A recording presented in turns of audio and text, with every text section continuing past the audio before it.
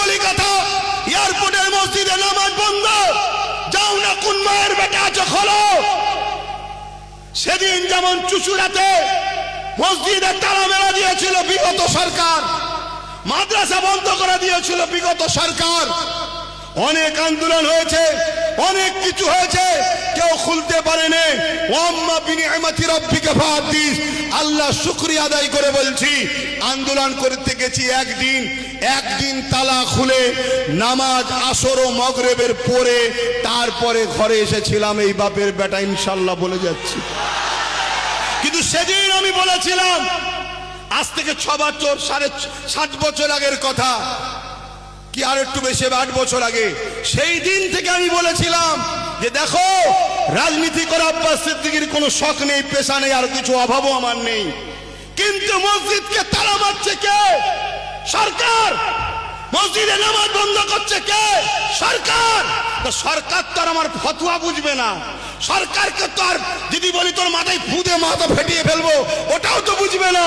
সরকার বোঝে আইনের ভাষা, সরকার বোঝে পাওয়ারের ভাষা। সেই দিন থেকে আমি বলেছিলাম যে আগামী দিন মসজিদ বানাচ্ছ, মাদ্রাসা বানাচ্ছ, কবরস্থান নিরাপদে রাখতে যদি চাও রাজ পাওয়ার দরকার আছে।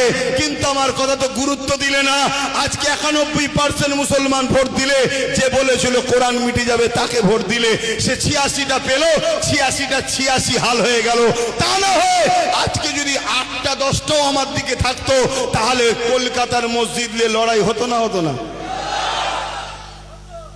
তারপরেও লড়াইয়ের চিন্তা ভাবনা নিয়ে প্রস্তুত নিচ্ছি, চলছে কাজ।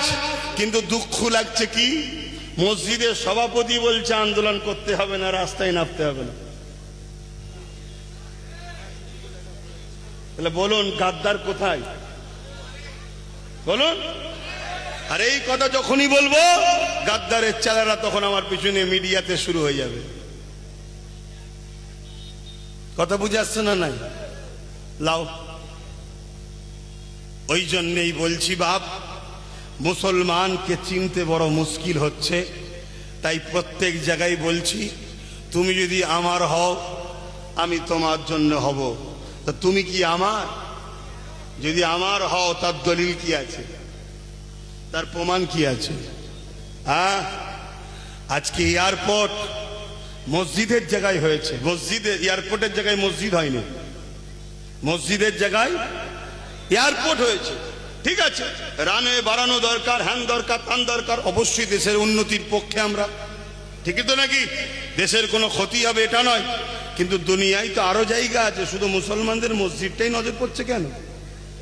অনেক রাস্তার উপরে তো অনেকের অনেক কিছু আছে, সেগুলো নজরে পড়ে না তো। রাস্তার বীজখানে আছে, পুরো বীজখানে, কই নজরে পড়ে না তো। শুধু আমাদের টার্গেট কেন? একটাই কারণ, জানে এ জাতির হয়ে লড়াই করার কেউ নাই।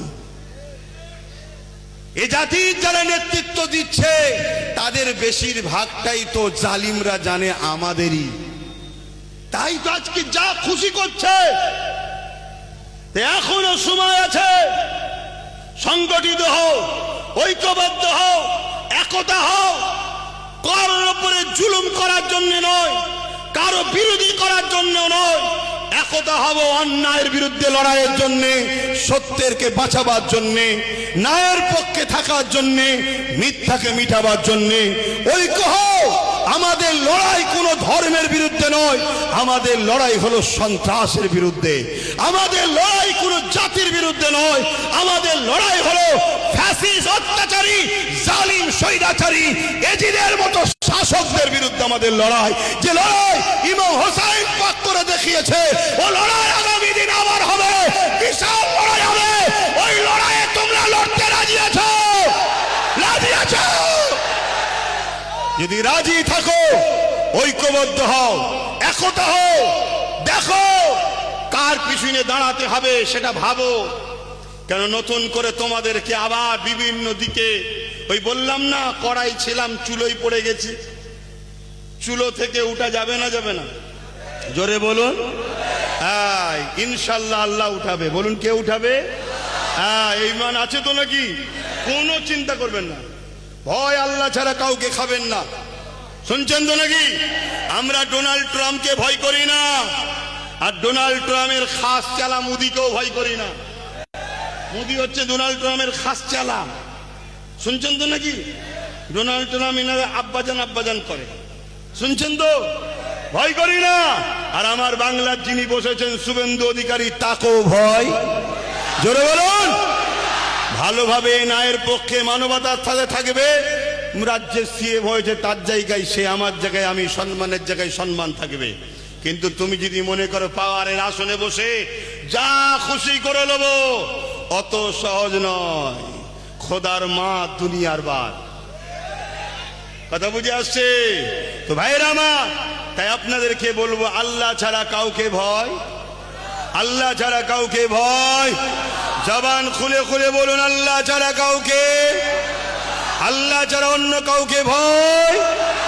আর নবী ছাড়া আমাদের কেউ নেতা মানি না, কথা বুঝে আসছে? ভালো মুখ্যমন্ত্রী ভালো বলবো, ভালো প্রধানমন্ত্রী ভালো বলবো, খারাপ মুখ্যমন্ত্রী খারাপ বলবো, খারাপ প্রধানমন্ত্রী খারাপ বলবো, ভালো লোক ভালো বলবো, খারাপ লোক খারাপ বলবো, ভালো মুসলমান ভালো মুসলমান, ভালো অমুসলিম ভালো মুসলিম। যদি মুসলমান খারাপ হয় তাকে খারাপ মুসলমান বলবো, ঠিক তো নাকি? হ্যাঁ, এই হক কথা বলতে হবে। জালিম শাসকের সামনে হক কথা বলা সব থেকে বড় জিহাদ।